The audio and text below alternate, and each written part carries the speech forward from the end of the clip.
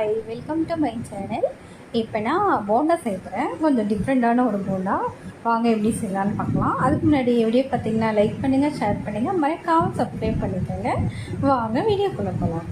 இங்கே வந்து இட்லிக்கு தோசைக்கெலாம் ஆட்டுவீங்களா, அந்த மாவு தான் நான் எடுத்திருக்கேன் பவுலில். லைட்டாக புளிச்சிருந்தா போதும், ரொம்பலாம் புளிக்கணும்னு இல்லை. அது கூட வெங்காயம் ஆட் பண்ணிக்கோங்க, குட்டி குட்டியாக கட் பண்ணியிருக்கேன். அது கூட கொஞ்சமாக கருவேப்பிலை ஆட் பண்ணிக்கோங்க. அப்புறம் கொஞ்சமாக இஞ்சி குட்டி குட்டியாக கட் பண்ணியிருக்கேன், அதையும் ஆட் பண்ணிக்கோங்க. அப்புறம் அது கூடயே பச்சை மிளகாய் அதையும் ஆட் பண்ணிக்கோங்க.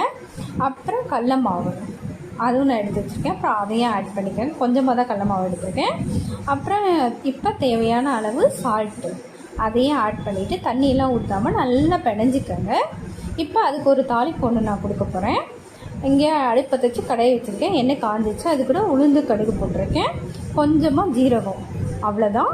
இதை வந்து அப்படியே எடுத்து இப்போ மாவு கலக்கி வச்சுருக்கோன்னா அதில் ஊற்றிடுங்க. அவ்வளோதான். ஊற்றிட்டு நல்லா கிளறிக்கோங்க. பாருங்கள், இந்த அளவுக்கு கெட்டியாக இருக்கணும் மாவு. தண்ணியே ஆட் பண்ணாமல் அந்த மாவுலேயே நம்ம கெட்டியாக அந்தளவுக்கு பிணைஞ்சிக்கணும். அது கூட கொஞ்சமாக அப்பசோடா ஆட் பண்ணிக்கோங்க. அதையும் ஆட் பண்ணிவிட்டு நல்லா மிக்ஸ் பண்ணிக்கோங்க. இப்போ இங்கே வந்து அதுக்கு ஒரு சட்னி நம்ம ரெடி பண்ணிடலாம். இங்கே வந்து சின்ன வெங்காயம் எடுத்துருக்கேன், அது கூட என்ன பண்ணுங்கள், ஒரு வரமிளகாய் சேர்த்துக்கோங்க. அப்புறம் கொஞ்சமாக புளியை ஆட் பண்ணிக்கோங்க. அப்புறம் உப்பு ஆட் பண்ணிக்கோங்க. அவ்வளோதான். தண்ணி ஊற்றாமல் இதை நல்லா குறவரப்பாக அரைச்சி எடுத்துகிட்டு வந்துடுங்க. பாருங்கள், இந்த அளவுக்கு நான் அரைச்சிட்டு வந்துட்டேன். தாளிப்பு ஒன்று, அது கடுகு உளுந்து போட்டு கருவேப்பிலை போட்டிருக்கேன். அவ்வளோதான், தாளித்து ஊற்றிட்டேன்.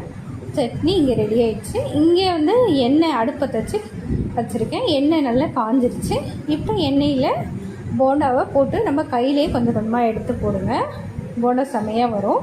அவ்வளோதான், நான் எடுத்து போட்டுட்டேன். பாருங்கள், இந்த கலர் வந்த உடனே போண்டாவை எடுத்துட வேண்டியதுதான். அவ்வளோதான் கைஸ், போண்டாவை நான் எடுத்து வச்சுட்டேன். சாப்பிட அவ்வளோ ஒரு டேஸ்ட்டாக இருந்துச்சு. கண்டிப்பாக ட்ரை பண்ணி பாருங்கள். ட்ரை பண்ணி பார்த்துட்டு எனக்கு லைக் பண்ணுங்கள், ஷேர் பண்ணுங்கள், மறக்காமல் சப்ஸ்கிரைப் பண்ணிக்கோங்க.